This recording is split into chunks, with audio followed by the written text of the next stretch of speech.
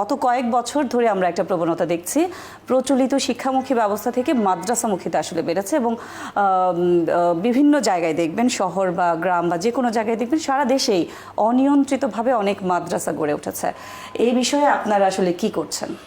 আমরা এগেন আপনি ব্রেকে যাওয়ার আগে যে কথাটা বলছিলাম যে প্রাইভেট স্কুলদের কথা, যে তাদেরকে নীতিমালার ভিতরে নিয়ে আসছি। সো আমরা পুরো শিক্ষা ব্যবস্থাকেই নীতিমালার ভিতরে নিয়ে আসছি, ওয়ান স্টেপ এট এ টাইম।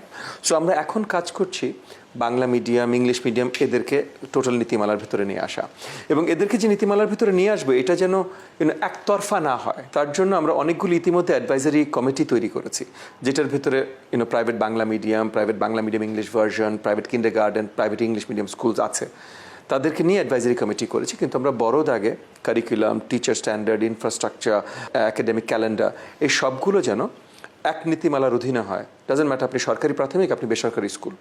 সো পড়াশোনার স্ট্যান্ডার্ড আমরা এক জায়গায় নিয়ে আসছি। আমরা প্রথমে এই যে বাংলা মিডিয়াম ইংলিশ মিডিয়াম, কারণ Bangla medium English medium medium of education Bangla বা ইংরেজি, যেটা সরকারি প্রাথমিকের সাথে মিলে, সো এটাকে আমরা আগে হাত দিচ্ছি। এরপর আমরা ইবতেদায়ী, তারপর কমে, সব কিছুতেই যাব। আমাদের বেসিক দেখেন, আপনার বাচ্চাকে আপনি যেখানে পড়াতে ইচ্ছা আপনি পড়াবেন, এটা আপনার ইচ্ছা। সরকারের দায়িত্ব আছে যে আপনার বাচ্চা যেখানেই পড়ুক না কেন আপনি যেন আন্ডারসার্ভড না হন। সো আপনার বাচ্চা আপনি যদি 5 বছর কোনো স্কুলে দেন, সেটা যেই স্কুলেই দেন বা মাদ্রাসায় দেন বা যেখানেই দেন, সে যেন মিনিমাম স্ট্যান্ডার্ডটা ওখান থেকে পায়। যে আপনার বাচ্চাকে আপনি যেই স্কুলেই দেন, যেই মাদ্রাসায় দেন, এই মিনিমাম স্ট্যান্ডার্ডটা আপনার বাচ্চা অ্যাটেন্ড করেই ছাড়বে। কিন্তু এই যে অলিতে গলিতে স্কুল মাদ্রাসা যেগুলো এগুলো এখন নীতিমালা আনার কাজ আমরা করা শুরু করেছি। অলিতে গলিতে খুলতেই পারে, কোনো অসুবিধা নেই, কিন্তু তারা যদি ওই স্ট্যান্ডার্ডটা মেনটেন করতে পারে তাহলেই তারা থাকবে, না হলে আগামী দিনে তারা থাকবে না। শিক্ষা ব্যবস্থার মান উন্নয়নটা হলো টার্গেট। কোনো শিশু, শিক্ষার্থী, সন্তান যেন আন্ডারসার্ভ না থাকে। সেটা ঠিক আছে, কিন্তু তার পাশাপাশি যে শিক্ষাকে বাণিজ্যিকীকরণ করে ফেলেছে অনেক প্রতিষ্ঠান। আমরা ক্যাপিটালিস্ট সোসাইটিতে বসবাস করি। স্ট্যান্ডার্ড সেট করা, মনিটরিং, এটা সরকার করবে।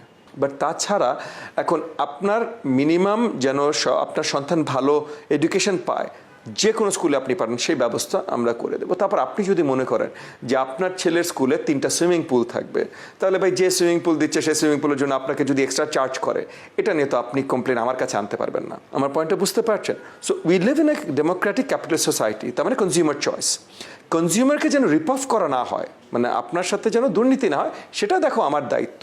সো সেটার মধ্যে সবচেয়ে বড় আমার দায়িত্ব হলো যে ফার্স্ট অ্যান্ড ফরমোস্ট হলো আপনার মিনিমাম এডুকেশনটা যেন থাকে, আর যেই বেতনই আপনার কাছ থেকে নিচ্ছে সেটা যেন তারা জাস্টিফাই করতে পারে। এই স্ট্যান্ডার্ডগুলো সরকারের দায়িত্ব। সব জায়গাতেই আপনারা শিক্ষার মানটাকে গুরুত্ব দিচ্ছেন। মেইন হলো শিক্ষার মান। শিক্ষা খাতে বরাদ্দ বাড়িয়েছে সরকার, নিঃসন্দেহে খুবই ভালো উদ্যোগ, কিন্তু এই বরাদ্দ কি শুধু হিসেবের খাতাতেই থাকবে নাকি আমরা এর কার্যক্রম দেখতে? আমরা কাজের জন্যই তো করছি। যেমন মনে করেন আমরা এই যে নতুন কারিকুলামে জিনিসপত্র অ্যাডেড হচ্ছে, শিক্ষার্থীরা যেন প্রাথমিক শিক্ষা মিস না করে, তারা যেন আসে, সেখানে আমরা রেগুলার মিড ডে মিলের ব্যবস্থা করছি, মানে পুষ্টিকর খাবারের ব্যবস্থা করছি। প্রত্যেক বছর তারা যেন ফ্রেশ ইউনিফর্ম পায়, জুতো পায়, ব্যাগ পায়, এগুলোর ব্যবস্থা করছি। একই সাথে শিক্ষকের মান উন্নয়ন, কারণ শিক্ষক ছাড়া শিক্ষা হয় না। সো শিক্ষকের মান উন্নয়ন করতে হলে শিক্ষককে ফ্যাসিলিটি দিতে হবে, সেগুলোর উন্নয়ন, টেকনোলজি নিয়ে আসা, টোটাল সিস্টেমটা মনিটরিং করার জন্য আমার যারা অ্যাডমিনিস্ট্রেটররা আছেন তাদের মান উন্নয়ন। কারণ নিজে একজন অ্যাডমিনিস্ট্রেটর যদি তার অবস্থান ভালো না থাকে, তাহলে সে ভালোভাবে মনিটরিং করবে না, সে হয়তো আর ইজিলি করাপ্টেবল হতে পারে বা অনেক কিছু হতে পারে। সো এই সব কিছু করবার জন্য সঠিকভাবে আমাদের এই বরাদ্দগুলোও যেমন দরকার, আবার বরাদ্দগুলো ব্যবহার করাও, সঠিকভাবে ব্যবহার করাও দরকার। এই সব দিকে আমরা খুব শক্ত নজর রেখেছি।